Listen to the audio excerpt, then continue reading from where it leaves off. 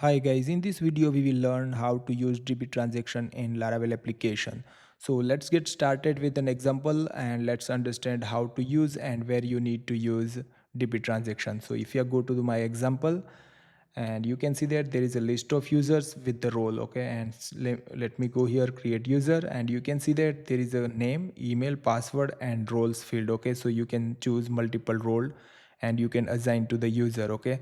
So once I will create user, at that time two tasks I'm going to perform, and let me show you in the database in the code, okay. So you can see here, simply I will create user first, okay, and then after I will synchronize roles with the users, okay. So that means I will assign role to the users, and let me go here, and if I go to the users, first entry will add over here into the users table, then model has the roles.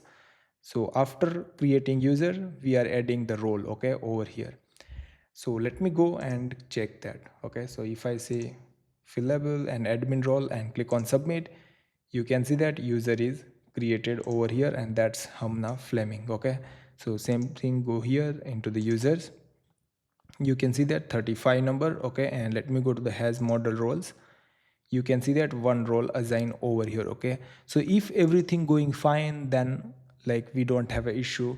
But when if you are writing any something code over here or anything happens, like when you assign the role to the users, so at that time user will create but role will not assign to that user. So when user will log in, at that time that could be a problem, okay. So what happened, let me go here and I will show you that, okay. So what I will do, I will simply say throw new exception, okay, and then you can see that I will say something wrong here, okay. Simply I just add a message, same thing, save it, okay. So that means here something issue, okay. Simply save it, okay, and now let me create user. I will choose fillable and click on submit. You can see that, yeah, exception not found. So let me go here and let me use the exception over here first. I will say exception, save it, okay.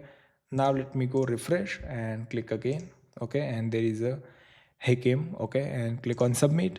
You can see that something wrong. So exception, we just simply manually generated this exception. And now let me go to the database and go to the users. You can see that user is created 37 number, but let me go model has the roles. They doesn't have any roles on this user. So that means when user will log in, at that time there is a problem, okay. So how can we overcome this issue? Like when something will happen, then user also should be rollback, okay. So at that time I will use db transaction. So let me go here and I will say colon db transaction, and function I will use, okay, and same thing I will use request variable. So I will say request, okay, and now entire thing I will be inside this users, okay. Simply go here, save it, okay. So what this transaction function does, when anything goes wrong, then user also will be rollback, okay. So it will not create into the users table. So let me save it, okay, and show you that, okay. Simply go here and I will go back, refresh, and I will fill label it again, and Nolan, okay, simply submit it, same thing, yeah, there is a db not found. So let me go and above I will say db, save it, okay, and now let me refresh it again and I will use fill label, yeah, Brandon, simply submit it. You can see that something is wrong over here, okay. So let me go here into the users table. You can see that that user is not created over here as well, you can see that, and same thing model also not create over here, okay. Same thing, what happened in this case, okay. So let me go here and let me remove this, okay, save it. Let me go back, refresh, I will fill label Harding, click on submit. Now everything goes well, okay. Simply go here and I will say users. You can see that Harding and you can see model roles over here, okay. So you understand, if anything goes wrong, then you can see that this user will not create anymore, that will be a rollback, okay.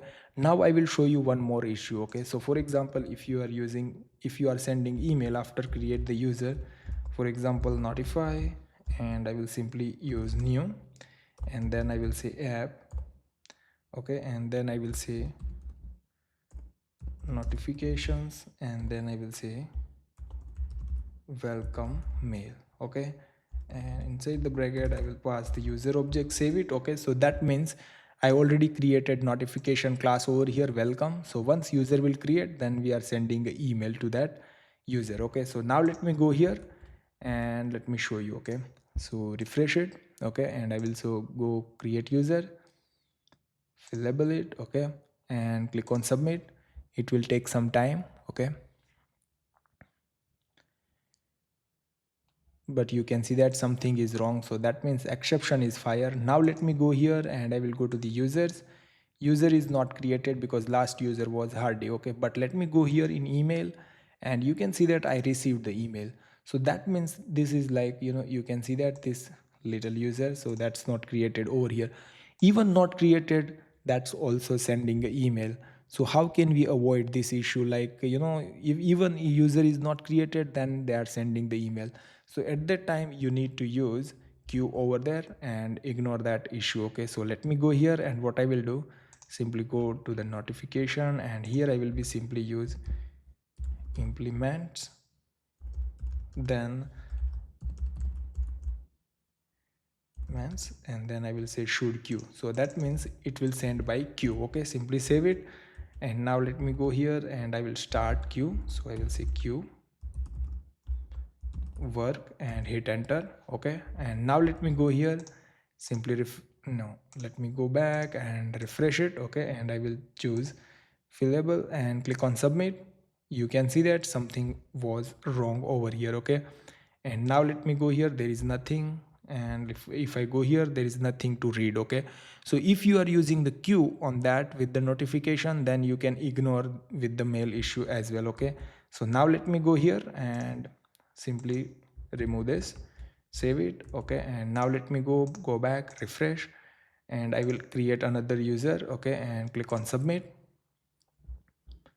Now let me go to the queue. You can see that it's running over here. Okay, and yes, let's wait a moment, it's done. And now let me go here and you can see that I received the email as well over here. Okay, so you understand, if you are using the queue, then it automatically working like when commit the changes at that time, that will work. Okay, so you understand how easily we can use transaction, and it's important to use when you are doing multiple things at a time, like order with the payment information and all the things. So multiple tables you are adding the entry, especially when dependable table, then you need to use transaction.